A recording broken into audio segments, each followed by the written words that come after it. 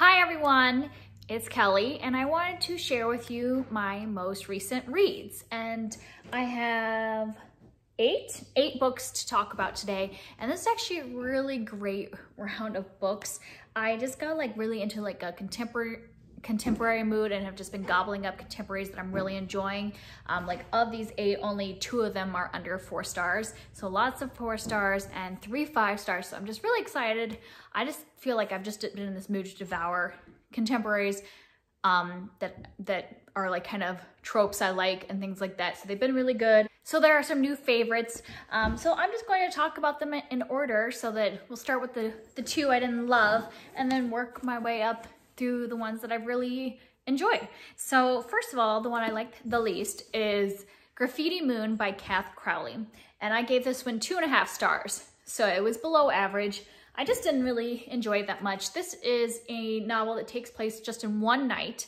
And it is about a girl named Lucy who she is searching for this graffiti artist because she feels like through his art that she feels like she could connect with him. She's also an artist of glass and she just really feels like this is somebody that she could connect with. The graffiti artist's name is Shadow. And she ends up, her and her best friend want to look for this guy. They end up kind of pairing up with these guys they know from school, one of which, Ed, is somebody she does not like, but he says that he knows how to find Shadow.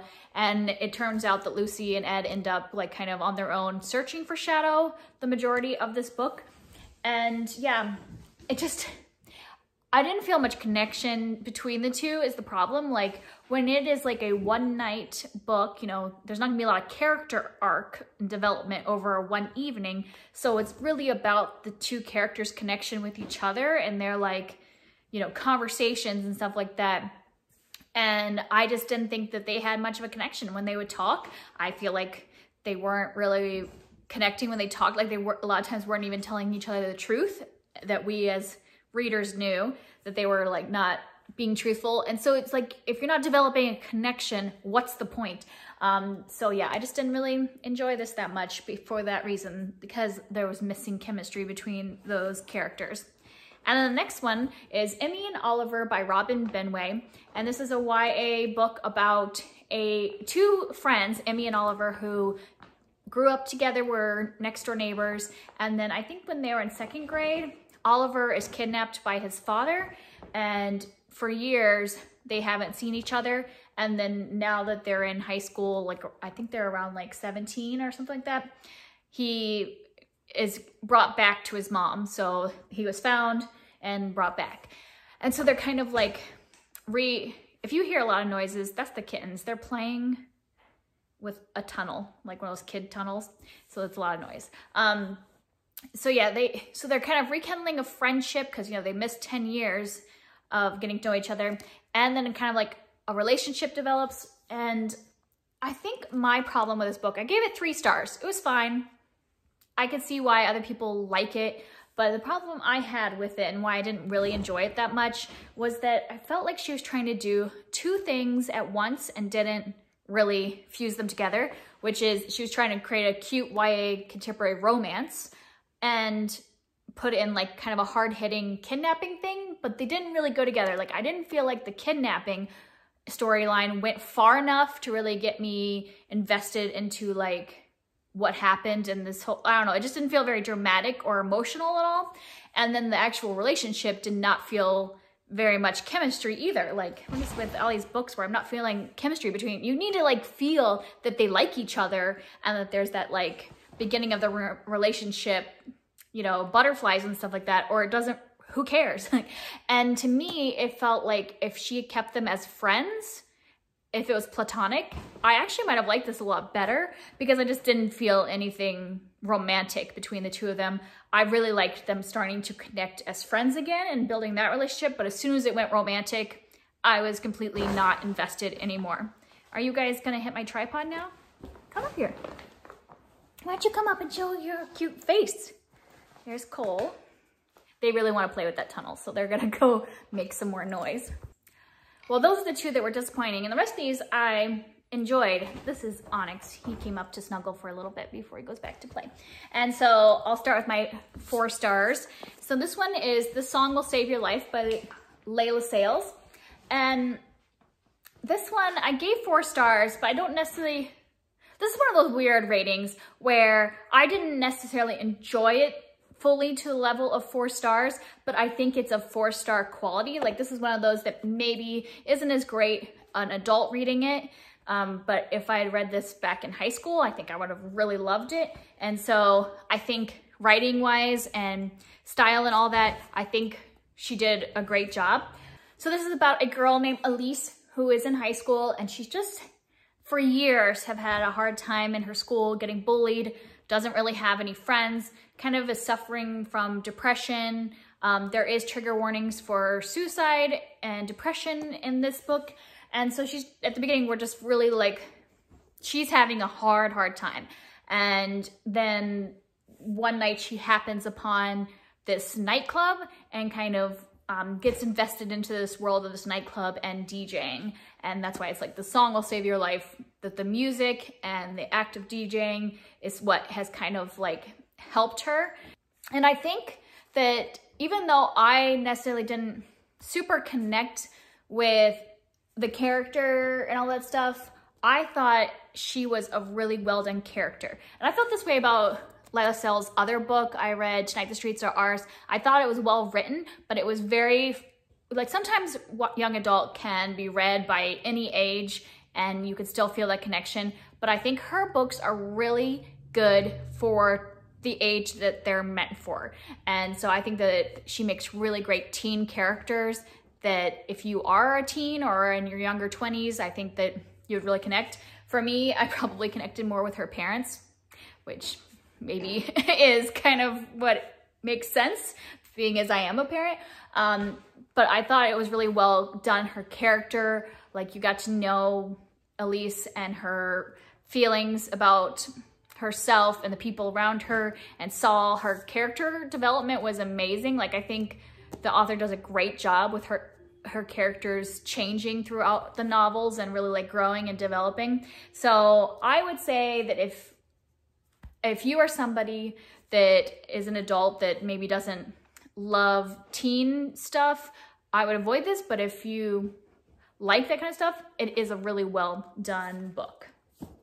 And the next one is my only non-contemporary, which is The Great Hunt by Wendy Higgins. This was a reread because I want to read the second book in the duology, and it had been a year since I read this.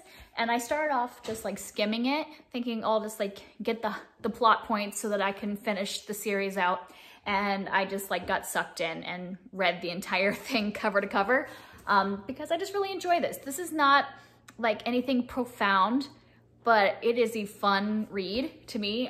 It's about a princess, Arity, who her kingdom is being attacked by this beast, and the army and, you know, guards and stuff like that haven't been able to defeat the beast. So her dad, the king, in kind of like an act of desperation, offers Arity's hand in marriage to any hunter who manages to kill the beast and rid him from their lands. And so we're just following a bunch of hunters and Arity's like interaction with those hunters. We follow them while they're like going after the beast and stuff. So there's action scenes and stuff like that. And I just found this a lot of fun. I think the romance is really good. It's cheesy, but I was loving it. So if you're somebody that doesn't mind a little like cheesiness in your romance / fantasy, I think this is a really fun read. I'm in the middle of the second one and not loving it like this one, where this one just sucked me in, obviously, because I reread it again and finished it in like a day. And then I have a few brand new books. The next 3 are like 2019 releases, and I've really enjoyed all of them. And so I have Fake It Till You Break It, which I gave 4 stars by Jen, Nguyen. And this one is a fake dating trope, and I love fake dating tropes, so that's part of why I really enjoyed it. And it's about these 2 high schoolers, Mia and Jake, and I believe they're neighbors, or at least their parents are best friends, so they have been like in each other's lives forever. Like they do like a Sunday family dinner together, they do all kinds of stuff together, but they've for years have not liked each other. And so they kind of have this hate relationship, but they're stuck together all the time because their parents like their moms really want them to get together. You know how moms are like, oh, wouldn't it be cute if they got together and then we could be sisters and stuff like that. So they're kind of pressuring them to date, and they decide to pretend to be dating, have a big emotional breakup, and then their parents will stop bugging them because they will have proven that they're not good together. So that's the whole reason kind of behind the fake dating. And, you know, obviously you probably know where this is going, and I just thought it was really cute. It wasn't like the best fake dating I've ever read, so it was 4 stars, not 5 stars, but I thought it was worth the read if you like that trope. And also one of the things that did awesome, and I mentioned this in my Contemporary-thon vlog, is that if you like fake dating in books and movies, and if you're like me and one of your favorite scenes is that first time that they kiss because they have to, you know, like they're proving that they're in a relationship, so they have to kiss in front of somebody. And that scene was really well done in this book. And, you know, it's just one of the scenes that I really enjoy in that trope. So it's cute. And then my next 2 that are new releases were 5 stars. I really love these books. These are probably gonna be some new favorites. And I have If I'm Being Honest by Emily Wibberly and Siegemund-Broka. And this is a married couple that writes like teen books that involve Shakespeare in some way. So this one kind of involves The Taming of the Shrew. Isn't necessarily a complete retelling because they actually talk about the play a lot in the book and it's intertwined into the plot. But I thought it was really well done because Taming of the Shrew is definitely not one of my favorite Shakespeare plays. And I think that it is really hard it is a hard one to retell in a modern audience because it is such a like anti-feminist kind of plot line. I mean, it's written a long time ago, so it probably wasn't as offensive back then, but it is a little more offensive now, the way it's done. And so sometimes retellings just go way far away from the Shakespeare. They don't kind of pull in the elements that kind of make it a true retelling. You know, like 10 Things I Hate About You, it's gonna have a lot of a different ending than the play. Where this one, they've embraced the play, but still make it modern. Like, it's great. Like, I love the way she's studying the play in her class. And so, like, we get to see her almost like, not like researching and like picking apart the play and how it like kind of compares to her life, because she's kind of like the classic mean girl at the beginning. Like, that's how we're kind of seeing her as, that she's this popular girl in school, is beautiful, and seen kind of as a big, you know, B.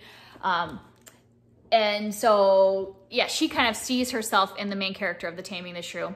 And I just thought this was really well done. Like, sometimes when I read a YA contemporary romance and I'm like, you know, there's not other plot points and it's just about the romance, I get bored. But this one, it really was mostly about the romance. It is about her character development. It's about her and kind of coming into her own, but it's focused heavily on a love triangle, which is not one of my favorite things, but I thought the love triangle in this one was one of the best done love triangles I have seen. Because normally in a love triangle, I feel like there's one person that's obviously going to win out of the love triangle, and the other person, we're not supposed to like him anymore, so something is discovered that makes him a jerk, and so we're like, we don't like that guy, this is the guy we're gonna choose.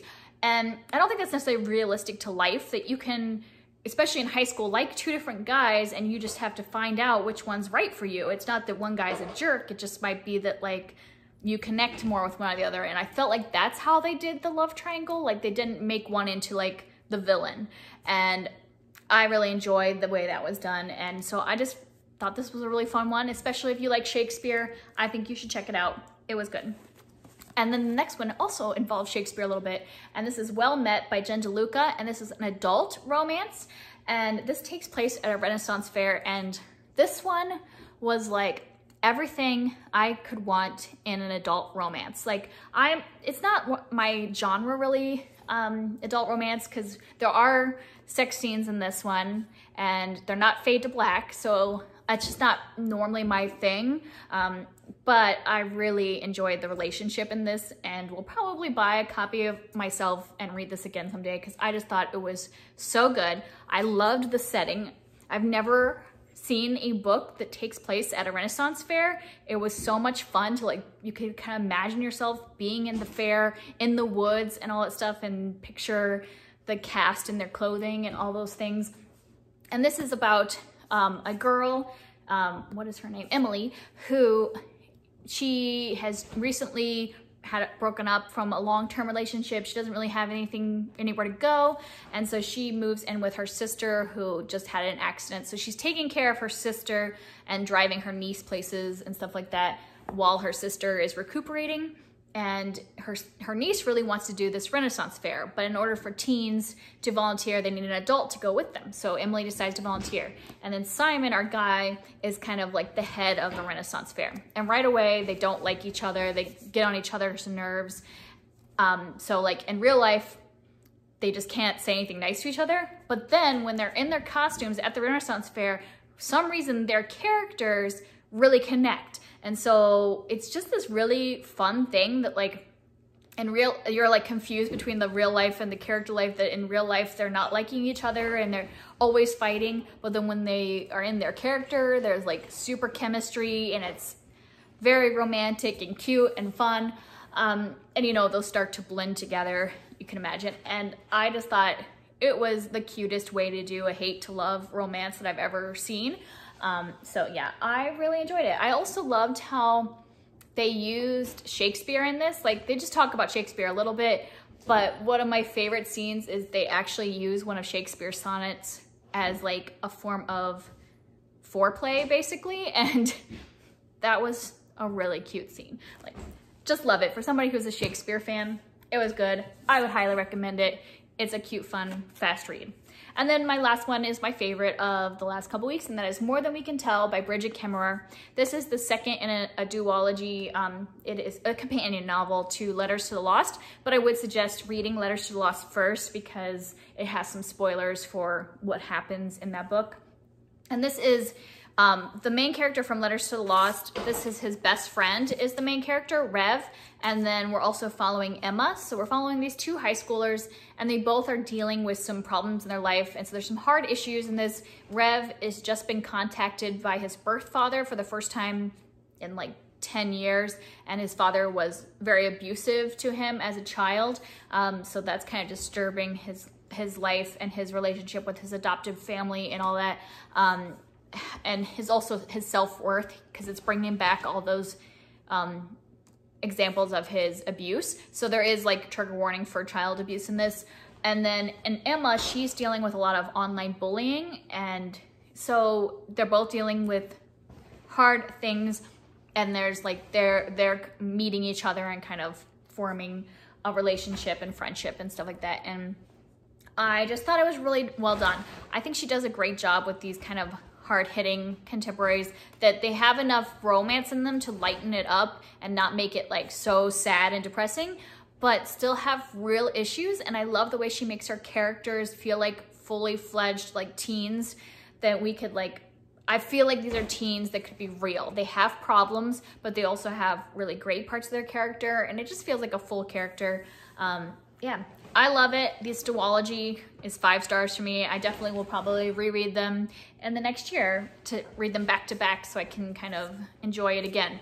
I loved it. So those are the books I've read recently. Some new favorites that I definitely love. Like I could imagine rereading all 3 of these books again, and probably will buy these 2 because they were just like the cutest thing. I just feel like I haven't had a new favorite recently, and to have 3 in a row, I'm just like loving it. But now I just like really want to read a lot of fantasy because I have consumed so much contemporary lately. So let's get some thrillers and fantasy coming soon. All right, if you want to talk about any of these, I'd love to talk to you in the comments. See you next time. Bye.